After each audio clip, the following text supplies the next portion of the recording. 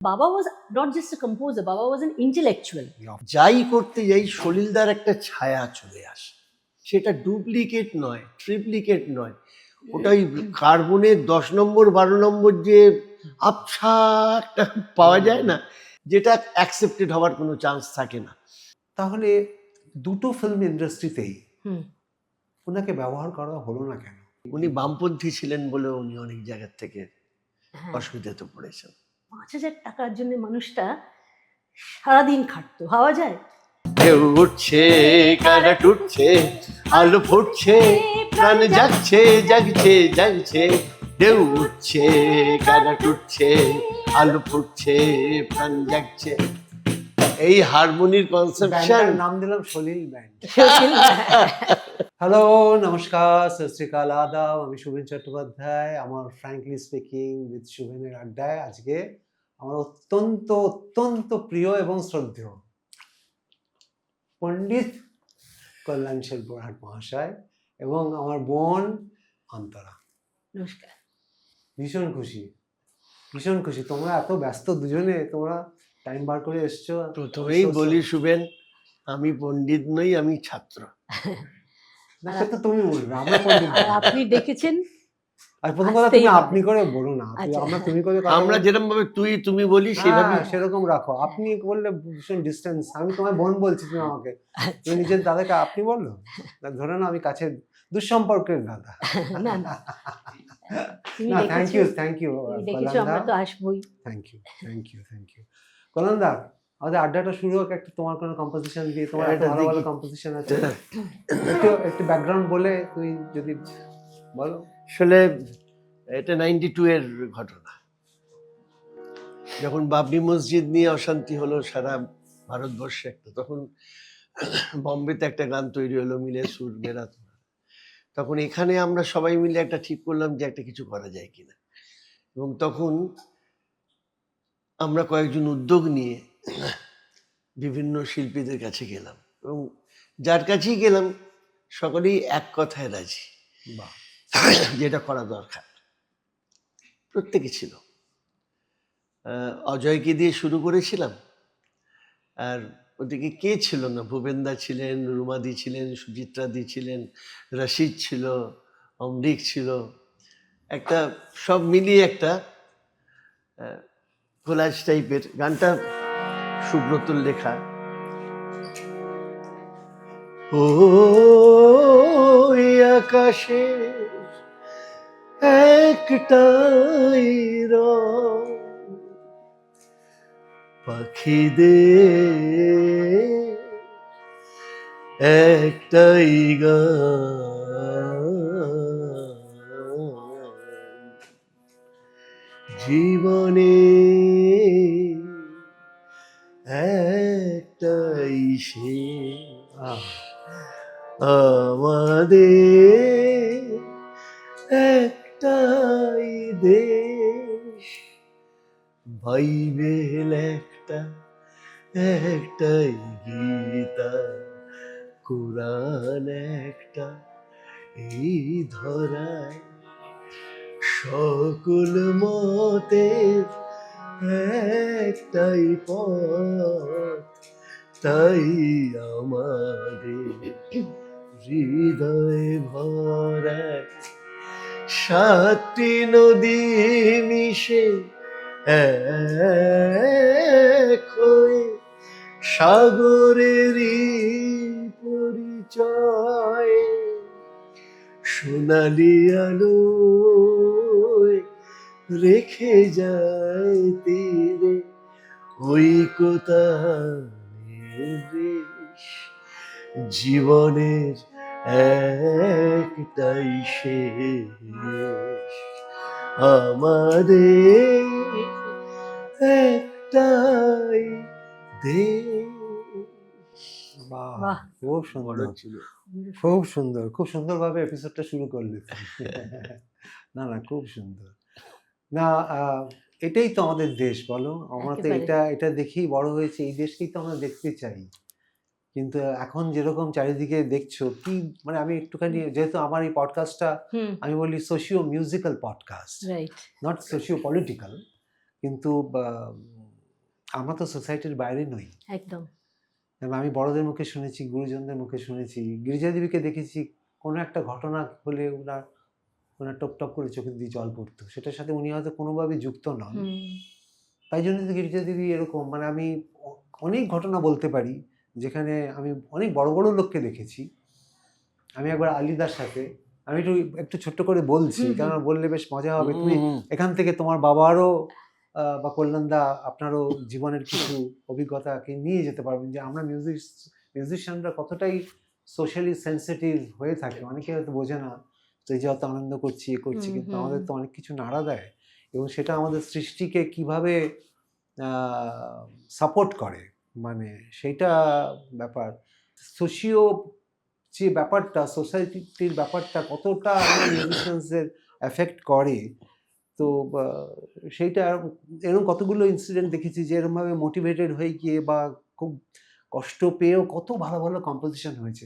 তোমার বাবার জীবনে এরকম কিছু ঘটনা ঘটেছে, একটু দূর শেয়ার করো না। হ্যাঁ, বাবার যে জীবন জীবনটা মানেই তো মানে মানে বাবার জীবনের কষ্ট, বাবার ভালোবাসা, বাবার স্বপ্ন, তাই নিয়েই বাবার গান, বাবার মানুষকে যে ভালোবাসার, প্রথমেই ওই মানুষকে জায়গাটাই যে ভালোবাসা, তুমি না মূল সুরটা ধরে দিয়েছো আগে, হ্যাঁ যে সোশিও মিউজিক্যাল। হ্যাঁ সলিলদার মূল বিশ্বাসের জায়গাটা কিন্তু এটা, হ্যাঁ, এটা আমার মনে হয়। আমি একদম জানি না আমি একদম। ভুল বললাম কি। তাই জন্য বাবার প্রত্যেকটা গান, গণনাট্যর গান থেকে আরম্ভ করে তুমি আমার বাচ্চাদের গান অব্দি যদি দেখো, প্রত্যেকটার মধ্যে কিন্তু social message, socio economic conditions, তার উপরে কিন্তু গান। হয়তো ব্যাঙেদের গানের মধ্যেও একটা মেসেজ আছে, বা পুজোর গন্ধ এসেছেও একটা মেসেজ। আমার ছোটবেলার গানগুলো বলছি যে চলো একসাথে মিলে আমরা কিছু করি, একসাথে মিলে আমরা, নালে একা আমরা ভালো থাকতে পারবো না। হ্যাঁ, আজ সবার সাথে আনন্দেতে যাই না বেরিয়ে, সবার সাথে আনন্দেতে আমরা যাই বেরিয়ে, এই মেসেজটা বাবার প্রথম থেকেই আছে। ইনফ্যাক্ট তুমি যে সোশিও কন্ডিশন বলছো, আমাদের প্রথমের বাবার যে আলোর পথযাত্রী যে গানটা, হ্যাঁ দাদা আলোর পথযাত্রী, আমরা দু লাইন মুখরাটা করি, ওই গান না হলে একটু বড় করেই হোক, একটু বড় করে হোক।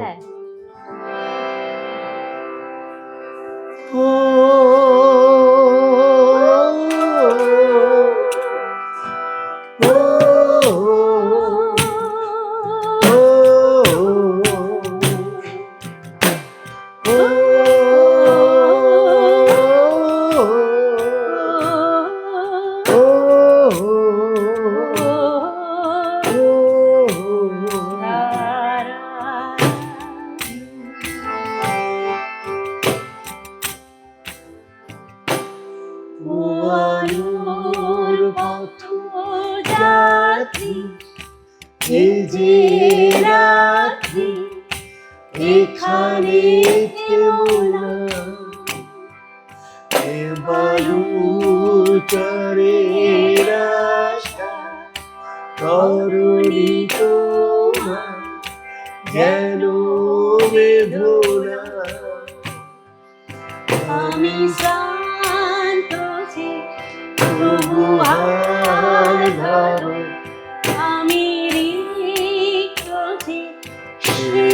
শান্তনা তব ছিন্ন পারে, জয় পতাকা তুলে সূর্য তোর দাহানা, ভোর পথ যাত্রী এ যে রাত্রি এখানে থেমো না।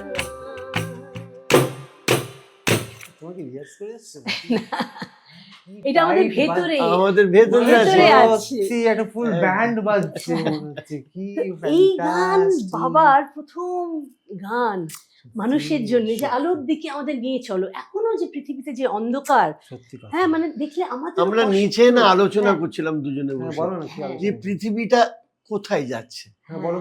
রেগুলার কাগজ খুললেই এই প্যালেস্টাইনে, এই ইউক্রেনে এক একটা শহর নেই, উড়ে সব সব শেষ হয়ে যাবে, শেষ থাকবেটা কি, কার জন্যে থাকবে? থাকবে খালি ধর্ম, এইটাই ব্যাপারটা দাঁড়াচ্ছে, খালি ধর্ম পড়ে থাকবে, আর বোধহয় কিছুই থাকবে না, কিচ্ছু। আর সে ধর্ম করার লোকটা কে থাকবে? পুরোহিত থাকবে না, পুজোও হবে না, কিছুই হবে না। ধর্ম পড়ে থাকবে। সেই মানে আমার মনে হয় বড্ড বাবা যদি দুঃখের। আজকের দিনটাও থাকতেন বড় দরকার আরো ছিল কষ্ট থাকা, পেত বাবা, আরো কষ্ট কষ্ট পেত। পেত। কিন্তু হ্যাঁ। প্রচুর সৃষ্টি করতেন, এটুকু বলতে পারি। সৃষ্টি করতে, কিন্তু এই যে এখন যে আমরা বলছি নিজেরা কত মডার্ন, 21st সেঞ্চুরিতে কত মডার্ন আর্মস এন্ড অ্যামিউনিশনস, আরো বেশি করে লোক মারছি তো, তাই তো, একটা তাই তো, তাই একটা তো। বমে আরো বেশি মানুষ মারা যাচ্ছে। এখন তো বাড়ি বেছে বেছে মারা যাচ্ছে, হ্যাঁ, মানে একদম মিসাইল, মানে পয়েন্ট করে মারছে যে ও- যে পাশের দুটো বাড়ি বাদ দিয়ে ওই বাড়িটাকে তাহলে আমরা মারবে। মানে কোথায়- এতটাই পারফেকশনে চলে কোথায় গেছে। হিউম্যানিটি কোথায় ইমপ্রুভ করলো, সেটাই আমার মনে হয় বাবাকে আরো কষ্ট দিত। না, একবার Humanity- তুমি এরকম একটা জাস্ট ঘটনা বলো, হ্যাঁ। জাস্ট আমি জানতে চাইছি, কারণ এই সুযোগ তো বারবার আমার আসবে না। হ্যাঁ, মানে এরকম ভাবে যে আমি একটু উনার ওইটা জানতে চাইছি, মানে উনার মিউজিক্যাল আপব্রিঙ্গিংটা যদি একটুখানি বলো, মানে একটু জানবার জন্য যে উনার হুম, মিউজিক্যাল আপব্রিঙ্গিংটা একটুখানি আমাকে যদি বলো। হ্যাঁ, তারপরে বাবার কাছে, তোমাদের হ্যাঁ গল্প তো শুনেইছি আমরা, হ্যাঁ, পড়েওছি। বাবার জন্ম গাজীপুরে, হ্যাঁ, দক্ষিণ 24 পরগনা গাজীপুরে জন্ম। তারপর বাবা ছোটবেলায়, একদম ছোটবেলায় আমার দাদু ছিলেন ডাক্তার, ডক্টর জ্ঞানেন্দ্রনাথ চৌধুরী, আসাম চা বাগানের। তো বাবা ওখানেই একদম ছোটবেলাটা ওখানেই বড় হয়েছে, চা বাগানে। আচ্ছা, তো বাবা বলতো ওই ফরেস্টের যে সাউন্ড, পাখি আর যে sound, ওটাই আমার কাছে আমার সিম্ফনি ছিল। মানে চা বাগানের যে চা sound। বাগানের যে সাউন্ড, তারপরে ওখানে যে জঙ্গলগুলোর যে আওয়াজ। এবং আমার দাদু ভীষণ ওয়েস্টার্ন ক্লাসিক্যালের ভক্ত ছিলেন, তো বাড়িতে অনেক ওয়েস্টার্ন ক্লাসিক্যাল রেকর্ডস ছিল। তো বাক, বেথোভেন, মোজার্ট, বাবা বলতো এগুলো আমার কাছে ফরেন লাগেনি, বিকজ এটা ছোট থেকেই শুনেছি। তো এটা মনে হচ্ছে এটা আমারই মিউজিক। তো বাবা এইটা যেন একদিকে পেয়েছে ওয়েস্টার্ন ক্লাসিক্যাল, আবার আমার ঠাকুমা আবার অনেক ভজন এইগুলো গাইতেন। হ্যাঁ, তো এইটাও বাবা শুনেছি। তো সব মিলিয়ে বাবার মানে আর একটা জিনিসও ছিল, হ্যাঁ, সেটা হলো চা বাগানের যে শ্রমিকেরা বিভিন্ন জায়গা থেকে Exactly. আসতো, তাদের গান Exactly. বাজনা। তাদের যে গান বাজনা, তাদের যে গান তাদের যে বাজনা, লোকসঙ্গীত। হ্যাঁ। ইনফ্যাক্ট আমার দাদু ভীষণ প্রোগ্রেসিভ ছিলেন। দাদু তখনকার দিনে তো মেয়েরা অ্যাক্টিং করতো না। আমার দাদু ওই চা বাগানের যে কুলি ওদের দিয়ে নাটক করাতেন, মেয়েদের দিয়ে। হুম, আর বাবা তখন প্রথম জাস্ট 4 বছর না 5 বছর, তখন বাবাকে বলেছে তুই মিউজিক কর। হুম, হ্যাঁ, তখন বাবার ওইখান থেকে আমার দাদুই বলেছিল, আমার বাবার ডাক নাম ছিল বাচু। বাচু তুই কর তো, তুই পারবি। কেন ওর বাবার মধ্যে একটা ছিল যেটা দাদু নোটিস করেছিল। আর এটা কত বছর বয়স তখন তোমার বাবার?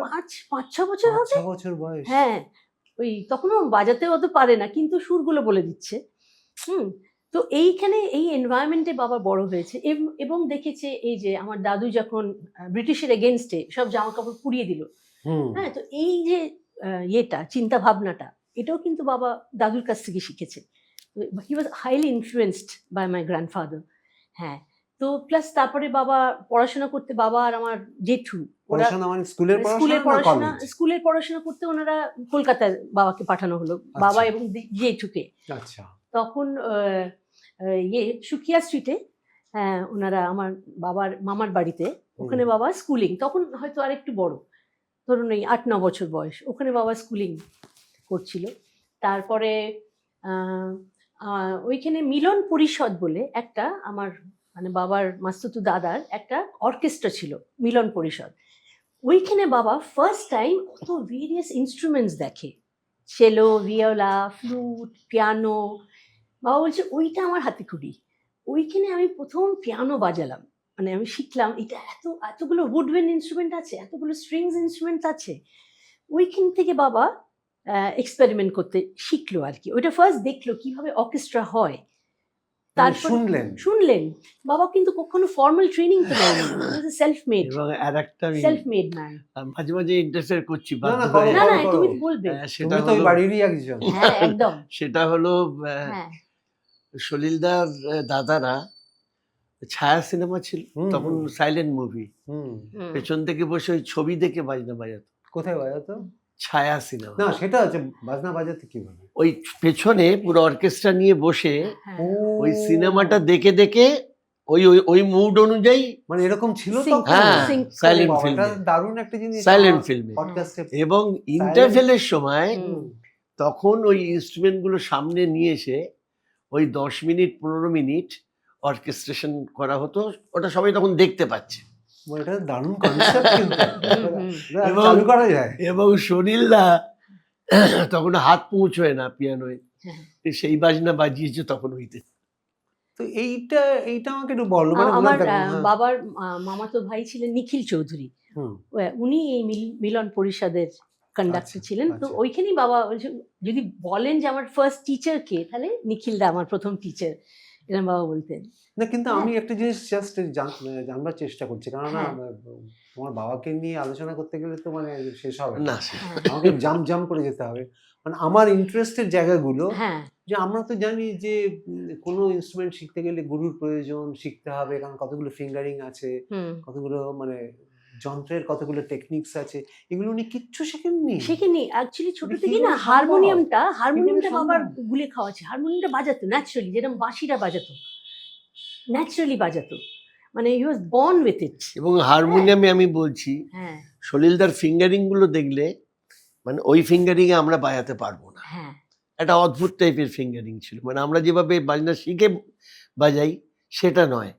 আসলে যারা এই টাইপের প্রডিজি হয় না, ভগবান তা- হয়। আর ভগবান, তাদের হ্যাঁ। জন্য না কোনো ওইসব ওই 1 নম্বর দিয়ে এই রিডটা, 2 হুম। নম্বর দিয়ে ওই রিডটা এইসব লাগে না। ন্যাচারালি বাজাতো, নিজেরাই হ্যাঁ, ক্রিয়েট করে, নিজেরাই- নিজেরাই নিজেদের ওয়ে তৈরি করে নেয়। হ্যাঁ হ্যাঁ ব্যাপারটা এইটাই। এবং ওনার এই যে বাজনার প্রতি আগ্রহটা, গানের গলাও কিন্তু সলিলদার খারাপ ছিল না। না, সেটা তো কয়েকটা গানে তো আমরা দেখেই এবং নিয়েছি। সলিলদার যেটা মেন, যেটা হুম। সলিলদা গানটা গাওয়ার পর আমাদের তো এই পাশাপাশি থাকার ফলে এরকম অনেক দেখেছি, যে গানটা বিরাট একজন গাইয়ে গেয়ে গেছেন, সুপার ডুপার হিট গান, কিন্তু সেই গানটা সলিলদা যখন আমাদের গেয়ে শোনাচ্ছেন সামনে হুম। বসে, মনে হচ্ছে এর থেকে ভালো আর হয় না। হুম, হুম। ওটা অন্য গান মনে হচ্ছে, সত্যি বলছি শুনুন। মানে কোথা থেকে আসছে গানটা, আসলে একদম ভেতর থেকে তো। ভেতর থেকে ভেতর বাবা থেকে। না মজা করে যেরকম বলতো আমাদের, জানিস তো আমি হচ্ছি মোৎজার্ট রিবর্ন, এটা কিন্তু বাবা বলতো। উনি মোজার্টকে তো ফলো করতেন, হ্যাঁ, হ্যাঁ। না? বাট ওইটা মজাটা বাবা বলতো, কিন্তু আমার মনে হয় সত্যি সত্যি সত্যি তাই সত্যি হি বোধহয়। Must be. নালে কি করে এই ওয়াইড রেঞ্জ হয় বাবার মিউজিকে, সে বলুন ওয়েস্টার্ন ক্লাসিক্যাল বলুন, বা আপনি রাগাশ্রী গান থেকে, রাগ থেকে নিয়ে বাবা যে গানগুলো বানিয়েছে, হ্যাঁ, কি করে ও রাগ বা- শেখেননি কারোর কাছে? রাগ কারোর কাছে শেখেনি কি গান? আরে গান তৈরি করে বলছে এটা কি রাগ।